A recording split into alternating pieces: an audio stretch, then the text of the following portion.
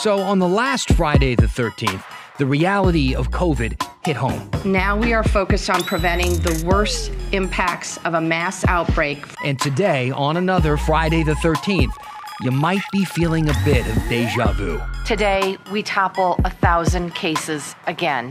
And as bars and restaurants face the reality of another devastating lockdown, at least one is choosing to go the route of civil disobedience.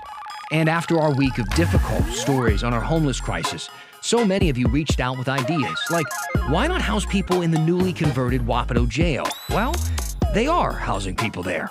20 of them. Here's the story. All right, how you feeling? End of the week, it's Friday. Did you hear Lester Holt at the end of Nightly News? He's already turned into the eggnog. It's not even Thanksgiving, man, but I feel you, Les. I'm Dan Haggerty. Hi, welcome to the story. Contact info is on the screen there. We read your messages throughout the show. We answer a lot of your questions. You'll see that tonight. And I'm going to read a few at the end, so use that hashtag, HeyDan. Now, look, I'm not a huge superstitious person. I don't believe in like omens or ghosts or nothing like that. But this Friday the 13th thing is starting to get to me. And if it's not getting to you, you may want to reconsider. Let me explain. See, this afternoon, the news came that we all probably feared, right, considering what we've been seeing with our COVID cases recently. Governor Brown announced a statewide 2-week freeze starting next Wednesday, November 18th.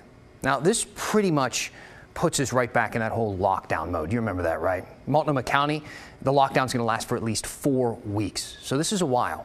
Now, this is a rough list of some of the restrictions that we're talking about here. Limited get-togethers, limited faith-based gatherings, no more indoor dining, that's done for a while, or drinking at bars. Gyms, they're closed again. And that really only scratches the surface. I mean, it's a long list. You can find the full list at kgw.com right now, and you should go on there and check it out. Now, of course, this comes after the worst week we've ever had for COVID-19 cases and deaths in Oregon. Just today, we had more than 1,000 new cases and 7 deaths. Now, if you remember the last Friday the 13th in 2020, it occurred back in March, and the parallels, honestly, are kind of tough to ignore. That was the day that both Governors Brown and Inslee shut down schools because of coronavirus, and we kind of think of that week as being the beginning of this current crisis that we're living through. It was like the week everything started to change. And now, I don't know, it kind of feels like that's starting to change again.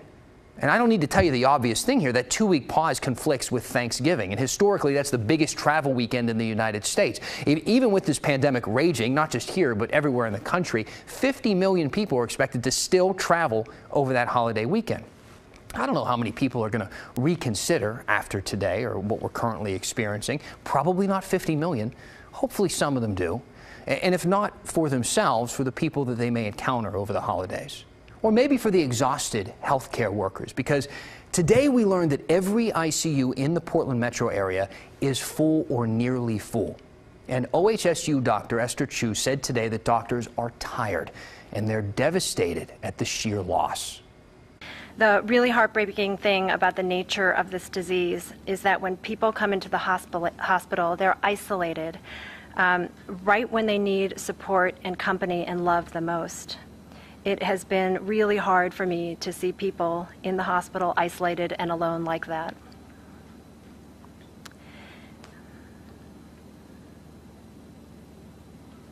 I'm sorry. Many of you cheered and rang bells and put up signs calling us heroes. And we're so grateful for that. Right now, we're asking you to be our heroes. And to listen to our call for help again. We have the opportunity now to save hundreds or thousands of Oregon families from any more of these painful last goodbyes. The way that we will get through the winter safe and healthy and strong is by pulling together and going all in against this virus right now. Now is the time to double down on the only truly effective measures to stop this virus.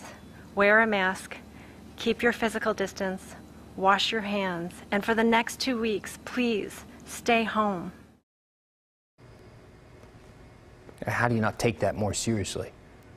I know you don't want to. You wish we weren't where we are, because we are kind of back where we were, the place we didn't want to be. Holiday plans are going to be scrapped. Families are going to be sad. Grandparents will be lonely. And once again, our restaurants will face the prospect of financial ruin. And that brings us to our big story. And honestly, I can only imagine what this announcement felt like to these restaurants and restaurant owners and workers, probably like a chef's knife to the heart for many of them. They were already wondering how much longer they were going to be able to survive the way things were going. Not to mention, you have to remember, a lot of these restaurants are going into winter. They have built outdoor additions so that people will stay and eat there during a winter in Oregon. This isn't San Diego. You need more than a $50 patio set from IKEA. Some of them have spent tens of thousands of dollars. And now with these new restrictions, those attempts to survive are obsolete and creating debt that they can't pay off. The Oregon Restaurant and Lodging Association says that these latest restrictions will cause many restaurants to close permanently. It's just a matter of time until we start finding out which ones. The advisory board chair of the Independent Restaurants Alliance of Oregon told the Oregonian that she expects 80% of all the remaining restaurant workers to be laid off. This time, they won't have that $1,200 stimulus check to rely on. They won't have that $600 boost from Uncle Sam with their unemployment payments. Katie Connors, speaking to the Oregonian, gives us our blunt quote of the day, saying, "This is going to be devastating."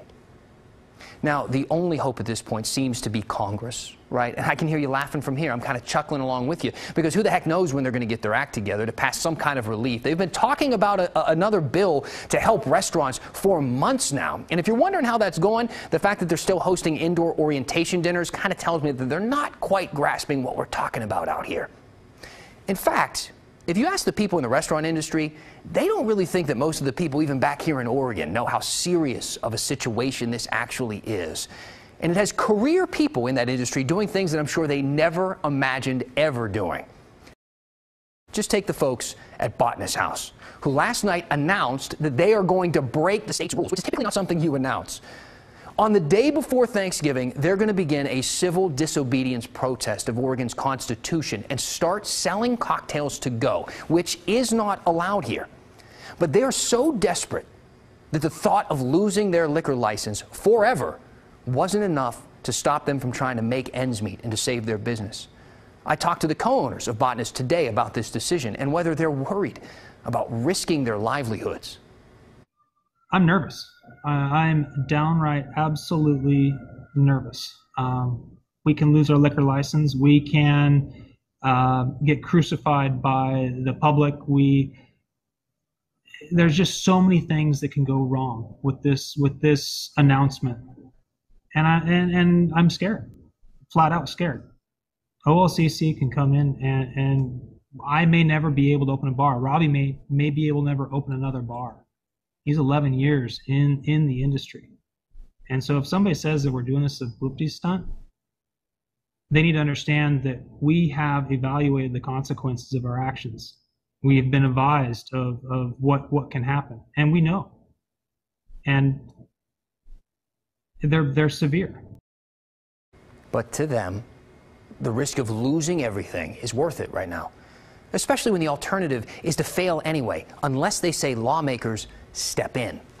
You know, you're asking us as a business to limp along and do hard things. We also are asking you guys to do hard things as well. Help us get it through. Or, I don't care, Kate Brown, give me an executive order that's not legal. Who in this state is going to challenge that executive order? We're getting the support, but we're not getting the movement. You know, where's the hard work to put it across the finish line that says, yes, I'm going to help you as a bar do what you need to do to survive. There is a bill at least maybe looking at the finish line right now. It was introduced in Congress by Portland Congressman Earl Blumenauer, H.R. 7197, otherwise known as the Restaurants Act. It was aimed at assisting places like Botanist, but it was introduced back in June and still at this point has not come to a vote. Now, we're still getting a lot of questions about the election, like this one right here from Helen. What is to prevent the Electoral College vote to be changed to Trump's favor, as it was in 2016, even though he has not won the popular vote in the 2020 election? So just first off, to clarify here, President Trump did win the Electoral College in 2016, even though he did lose the popular vote. that can happen with the Electoral College, but it wasn't changed in his favor. He won enough states to get 306 Electoral College votes and become the president. Now, this year, Joe Biden has won both the popular vote and enough states to secure the Electoral College. Now, the Electoral College is a lot of fun. It's really easy to understand. It's literally a group of people who cast votes to elect the next president, which is a little confusing considering you just filled out a ballot to do that a few weeks ago. So when you and I vote, to explain it here, we're voting whether our electors themselves then vote for one candidate or another. See, it's clear as mud. Those electors, they meet in Washington, D.C. to cast their official votes on December 14th. Now, in most states, electors cast their votes for whoever won the popular vote in their state. So Oregon's 7 electors would go and vote for Joe Biden since Biden won the popular vote in Oregon. But if an elector goes rogue and goes against the state's popular vote and picks the losing candidate, they become known as a faithless elector. And this does happen, okay? In fact, it has happened. It happened in 2016 in Washington. 4 of Washington's electors decided not to cast their votes for Hillary Clinton, even though she won Washington state. 3 voted for Colin Powell and 1 voted for a Native American activist. These faithless electors were each fined $1,000, but they sued. They didn't like that, so they sued, and it went all the way to the Supreme Court, which ruled in July that states were allowed to punish faithless electors or remove them completely.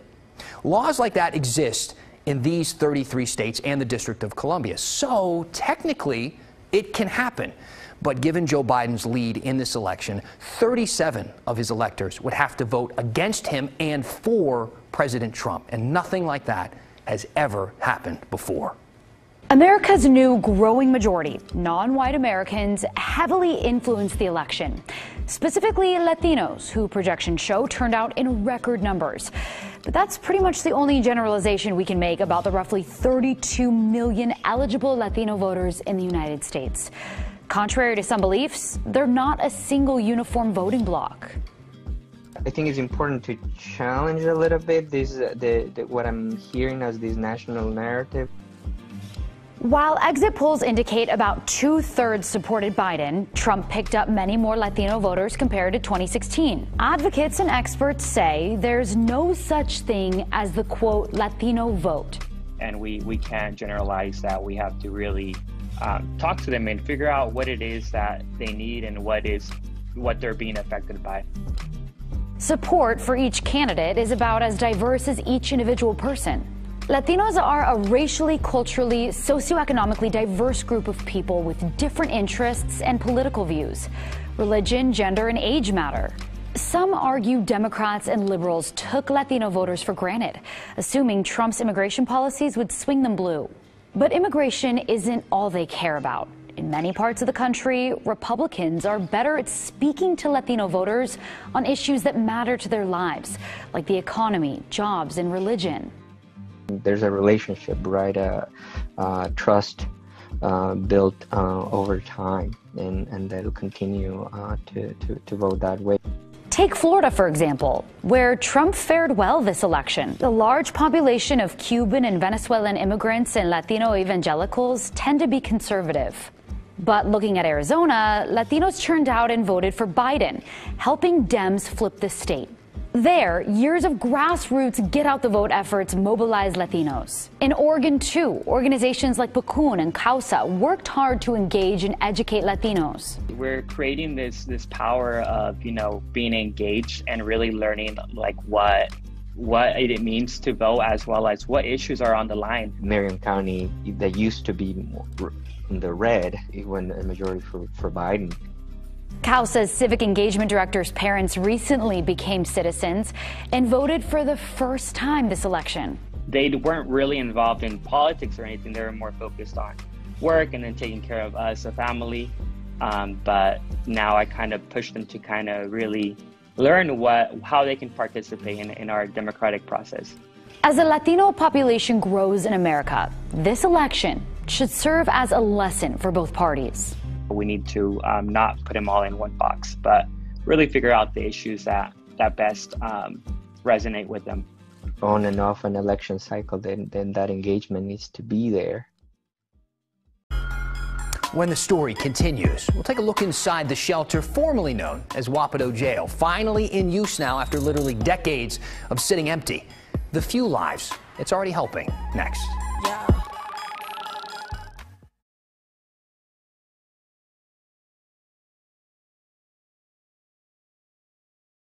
Hey, welcome back to the story. If you got some questions, we want to answer them. We're going to answer a few in this segment, but hey, keep them coming. I almost always read a couple of them at the end of the show, so use that hashtag HeyDan or email thestory@kgw.com. Let's get to a question right now, actually. This one comes from Rose. She sent it to thestory@kgw.com and asked, what is happening with the Wapato jail, or whatever it's called now? Is it full? And that's a good question, Rose. We've actually been getting that one a lot. See, Wapato jail is that big, beige, empty, jail that was never actually a jail in North Portland. It was built in the 90s, and it sat empty for decades until a developer bought it a couple of years ago. Then he got a nonprofit on board to run it as a shelter, and it was supposed to open last month. People were really relieved to hear about this because, amid the pandemic and the number of people living on our streets appearing to get worse, they needed some help. And we got winter rolling in and the city and county needing more space to house people on some of our coldest nights. So what is the deal with Wapato? Or rather, what is the deal with the Bybee Lakes Hope Center, as it's called now? Here's Maggie Vespa. We'll start with a big statement. Wapato Jail is no more. This is the Bybee Lakes Hope Center now. And yes, it is open as a homeless shelter.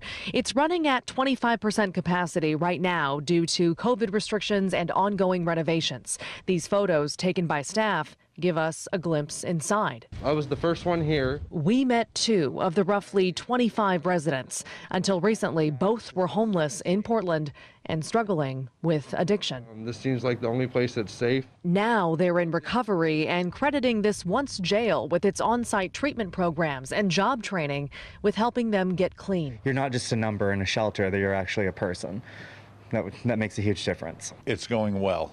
It's going very well. For those who don't know the backstory, Alan Evans opened Bybee Lakes Hope Center last month. Once homeless himself, Evans runs Helping Hands Reentry Outreach, a nonprofit out on the Oregon coast. AKA, he has experience running shelters, and that was crucial because this place had sat empty for decades. Back in the mid-90s, voters approved a $46 million bond to build the jail, but the money was never there to run it. So the county kept it empty and waiting. That is, until 2018, when local developer Jordan Schnitzer bought it and raised the money to open it as a shelter for Portland's growing homeless population. Evans says the connections that deal brought paid off. Residents here are getting full-time jobs, working for major companies like Columbia and Amazon. Everything has been going exactly how we thought it would go. More people are coming to support and do a walkthrough to truly see what it is that we do and what makes us different from everybody else. That includes daily hot meals from this food truck in the parking lot. That's just until the kitchen gets renovated. And residents also get frequent visits from Augustus, the therapy dog. He belongs to Evans and came out to say hi. All that success in mind, I asked Evans the question on so many viewers' minds. The city and county are short on severe weather shelter spaces, meaning when temperatures dip below freezing, there may not be enough beds for officials to get everyone inside. So, can Bybee Lakes solve that problem? Unfortunately, not quite, he says, for 2 reasons. People here have to agree to be clean and sober, and there are strict COVID protocols. We have to make sure that there's an asymptomatic pre-screening before they get referred to us. It's referral, so we can't just get a van, pick some people up, and show up at our door. It doesn't work that way. In other words, staff believe in what they're building, and they're protective of those already here. Gives you a fair chance at getting back into society. Okay, Maggie Vespa joining us now outside of the Bybee Lakes Hope Center. We've heard what their ability is to help out during this crisis, but we have talked about kind of this lack of severe shelter centers several different times. And every time we do, we get a bunch of ideas from our viewers on things that maybe should be considered. I want to read a couple of them and see, in your opinion, if they are viable or if anybody has actually responded to these kinds of ideas. Sure. Joanne wrote in and said, there are several vacant Kmart box stores with large parking lots. These box stores could be converted to shelters. There are kitchens and bathrooms and tents and porta potties could be set up in the parking lot. Number 2, this one comes from Arlene. She wrote, since many PPS schools are not open, couldn't we just open the gymnasiums and use them to socially distance and house homeless people to get them off of the streets this winter. And we get that second one a lot. People are often suggesting that that we use schools to help out here. What do you think? Are these viable options? Yeah, so we saw those emails and we so appreciate them. Our viewers are awesome. I forwarded both of those suggestions to the Joint Office of Homeless Services, and a spokesperson got right back to me and said, yeah, those are great ideas. Those are great options. What it boils down to is the owners of those buildings have to be the ones to offer them up. So if it's a box store, that's obviously probably a private owner of some sort. When we're talking about the schools, that's Portland Public Schools, that's the district. I also emailed their spokespeople, their communications team, and asked about this possibility. We haven't heard back yet. I'll let you know if and when we do. But I do want to point out, we appreciate these ideas so much. They're so great to see. But this is kind of like the one time that the team at The Story is saying, y'all can skip us. Don't email us. It's okay. You can email the Joint Office of Homeless Services on your own and suggest these ideas straight to them. It's what they want you to do. That's the email address right there. It's JOHS@moltco.us, like Joint Office of Homeless Services @moltco.us. Seriously, they want you to email these in. And Dan, I mean, we're just kind of driving this home once again because we know obviously our viewers are great, but if we can expedite this process, then maybe, you know, at some point soon we can come back on the air and talk about some solutions as we get into these colder months with these shelter spaces. All right. Maggie Vespa, thank you.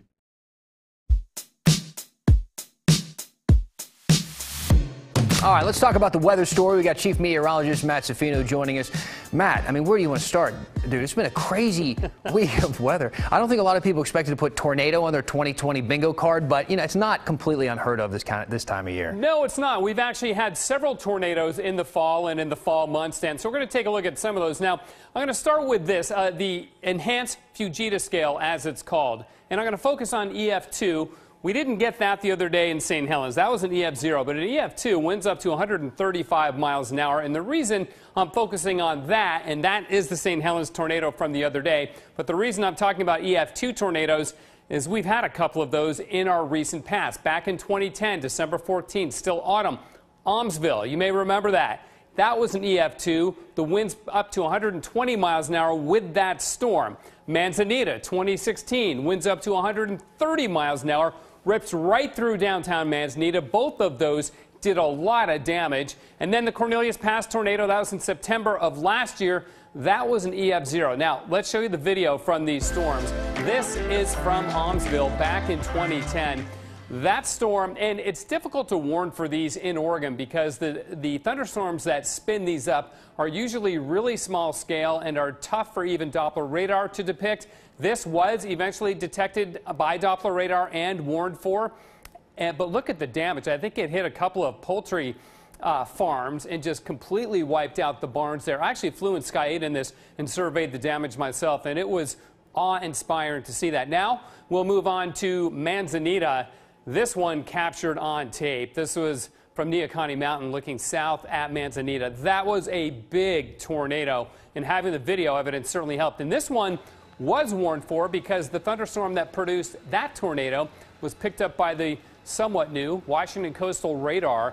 So we did get some warning on that, at least a little bit. And every minute, every second helps when you're talking about tornadoes. So again, this video all unlocked from the KGW vault, as you can see there. And then finally, more recently in 2019, we had the Cornelius Pass tornado. That was on a Sunday, September 8th. This one was an EF0. It was weak, but look at the damage it did at the Pumpkin Patch Farm up on Old Cornelius Pass Road. Did a lot of damage there, too. So, again, we can get these in the fall. It's actually kind of a hot time of year for us because we have colder air coming aloft. The lower elevations in the ocean are still relatively warm. You get some wind shear, and these can spin up. So, yeah, it's been quite the week with our tornado, our mountain snow, the wind last night, hail, all of that, Dan. No tornadoes in the forecast going forward this weekend, but again, the wild weather is going to continue. Yeah, but don't blame 2020 for the most recent one, though. No, we've seen good point. All right, thanks, Matt. Appreciate it. Hey, we're going to read some comments after the break. Send them our way. Pick up that phone. Tweet us using the hashtag HeyDan. Email the story at kgw.com. We're going to finish this thing next.